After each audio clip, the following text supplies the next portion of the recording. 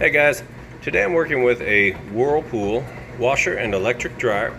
Right now I've got it going on super wash cycle.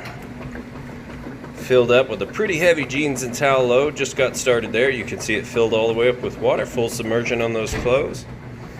Then it's agitating nice and strong.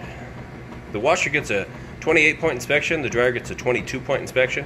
Everything electrical, mechanical, it all gets checked and everything has to work perfectly before it gets listed up for sale or before it leaves my care. And then I like to do this video as if you were standing here yourself testing it out, making sure everything works good and that you can see when you take it home, plug it in, you'll be good to go. And so I'm going to allow this to go through the wash cycle. I'll show you that it drains the water out and that when we come on that final spin cycle, it's nice and fast. And I'll lift the lid up and show you that it's spinning nice and fast. It sounds great. Then we'll move those clothes over to the dryer and show you that the dryer works. Alright, we're moving out of the wash cycle into the rinse cycle. You can hear it draining that water out nice and fast. Drain hose there. Once it's done draining the water, it does a nice spin, fills back up, agitates with clean water. And then it'll do a final drain and final spin.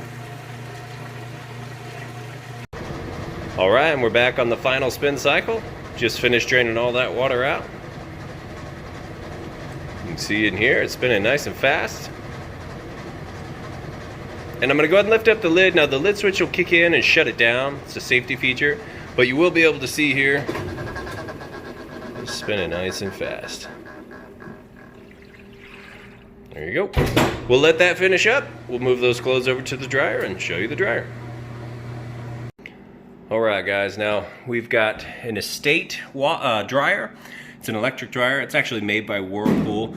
The little surnames are a little different depending on which big box store you buy them at, but they're all built by Whirlpool. So plenty of options on this. We're going to go ahead and set it for time dry, high heat. We've got those clothes moved over. You can see the lights on.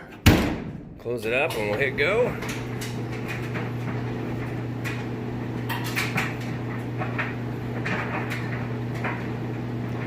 You can hear it sounds great. Nice smooth operation. And I'm going to give it about 3 or 4 minutes to heat up. And we'll come back and I'll show you with my heat gun here that it's nice and hot. So we'll pause it and come right back. Okay, it's been just a couple minutes there. So we'll go ahead and take our heat gun. You can kind of see the difference between the concrete floor and the machine there. Whatever you shine it on in between those 2 red dots, it's going to take a surface temperature measurement. We're going to shoot it right inside the heating element tube. You can see plenty of heat coming out of that tube there. Now the heating element is behind this panel, so the heat comes up out of this tube. It's going to heat the inside of your dryer anywhere from about 95 up to 195. That just depends on what you have the heat setting at, because you do have different heat settings here. You've got a signal that you can turn on and off, high heat, medium, and low. And there's also air dry, which is no heat. So you have 4 different options there. Both of these here are super capacity plus, so it'll hold a pretty good size load. Really, that's going to be it. If you have any questions, feel free to reach out. I do appreciate you taking the time to watch this video. Thanks, have a great day.